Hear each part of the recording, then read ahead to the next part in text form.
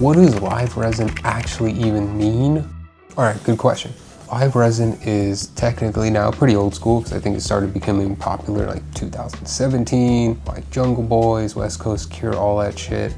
Literally, it's funny because people that actually like consume the cannabis oil and don't know anything about behind the scenes, they think of like live resin as like a product type, but you know, they used to say like sugars and grainy texture with like terpy extracts, like, oh, that's live resin. So it's more of like cured resin or live resin. So like live resin is actually when instead of like getting the flower, trimming off all the little leaves, and then that will be then ran towards cured trim, and then you got the flower left. So you separated the flower from the little leaves around the flower, and that trimming is literally what made the industry. You know, this whole industry, cannabis extract, was made as like a byproduct business, pretty crazy. Like people used to bury and burn trim.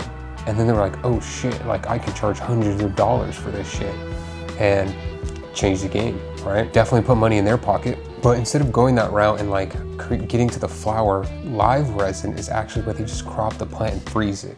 So there's different levels of like live resin depending how they freeze it. Some people, they deal in just such mass grows, they have to like throw it in cargo freezers. Sometimes people will blast freeze it or like flash freeze it. And like flash freezing technically is like just straight throwing liquid nitrogen on it, liquid CO2, and then letting that evaporate it and freeze it quickly. So that's more ideal, but that's what live resin is. Live resin just like, it's live. It's not like cured and, you know, just like you cure meat and let it sit and then kind of like let the enzymes do its thing and break down. Live resin is actually just like, no, that shit was like just like technically when it was growing, that's the resin that it had available. We kept that shit alive because we froze it. And then we blasted it and then we put it in a product and got it to you. So that's what a live resin is, kind of like behind the scenes.